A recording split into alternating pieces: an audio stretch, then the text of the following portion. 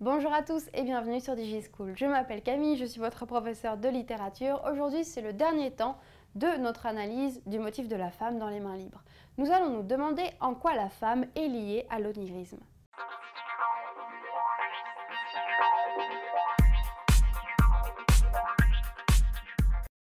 Vous le savez, le rêve et sa représentation, l'onirisme, est très prégnant dans le surréalisme. C'est-à-dire que le surréalisme, les surréalistes pensaient atteindre une forme de vérité par les états oniriques, le rêve, l'hypnose, etc. Comme Man Ray et Paul Éluard sont très inspirés par le surréalisme, le rêve a une grande importance dans le recueil et parfois la femme est liée à l'onirisme. La femme est parfois dans le recueil une apparition plus qu'une reproduction du réel et elle semble sortie tout droit d'un rêve ou d'un cauchemar. Il y a deux dimensions de la femme par rapport à l'onirisme. Alors, premièrement, les femmes rêvées. Ce que j'appelle les femmes rêvées, ce sont ces femmes qui ne sont pas représentées de manière réaliste dans le recueil. Par exemple, si vous pensez à des dessins comme les yeux stériles, où c'est une femme qui clairement est en train de poser pour l'artiste, ça c'est une femme, je dirais, la représentation d'une femme réaliste.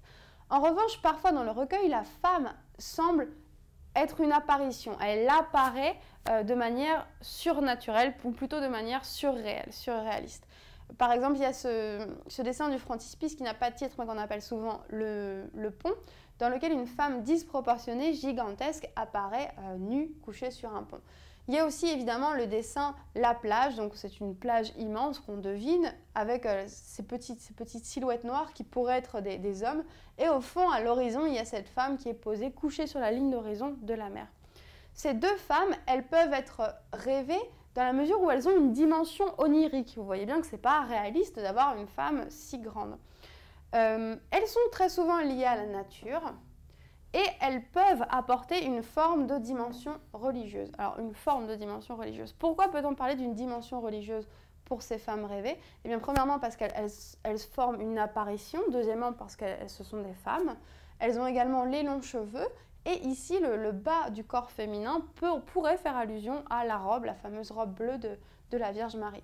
Mais ça, c'est encore plus le cas dans le dessin que nous allons étudier à présent. Dans le dessin La Marseillaise, qui représente le port de Marseille, le vieux port de Marseille, il y a l'apparition d'une femme rêvée, donc une femme nue, le bras droit levé, au milieu des flots. Cette femme, elle peut être une allusion à la figure de proue du bateau. Vous savez, ces figures, ces statues féminines qu'il y avait à l'avant des vieux bâtiments. Mais ça peut être également une allusion à la naissance de Vénus de Botticelli. Alors la naissance de Vénus, c'est une toile que vous connaissez déjà, c'est une toile de la Renaissance qui représente la femme nue, une divinité nue, au centre des flots. En cela, la représentation de cette Marseillaise par Man Ray peut être une allusion à Vénus, une allusion donc à la mythologie. Mais la femme n'est pas toujours rêvée, elle n'a pas toujours cette portée religieuse positive qu'on vient d'évoquer. Par exemple, dans Château abandonné, il y a cette ombre qui appelle le corps féminin, qui rappelle le corps féminin. Dans les tours du silence, il y a ces silhouettes qui s'agitent sur les tours, des silhouettes véritablement, cette fois-ci, démoniaques. Elles ne sont pas toujours expressément féminines. Celle du bas ressemble plus à une femme, celle qui est allongée également, celle-ci ressemble nettement à une femme. En tout cas, ces apparitions féminines-là, elles sont plus vraiment rêvées, elles sont toujours oniriques, mais elles seraient plutôt cauchemardesques. Cette dimension cauchemardesque de la femme, donc cette dimension onirique, mais en même temps négative de la femme, elle se retrouve également dans d'autres dessins. Dans La peur, par exemple, on a cette femme couchée, terrifiée, à l'approche d'une grande ombre gagnant la forme de la main. Ici, c'est le thème de l'angoisse qui va renforcer la dimension cauchemardesque liée à la représentation féminine. Dans d'autres dessins comme Paranoia, c'est le morcellement du corps féminin. On a vu que la femme était souvent représentée morcelée.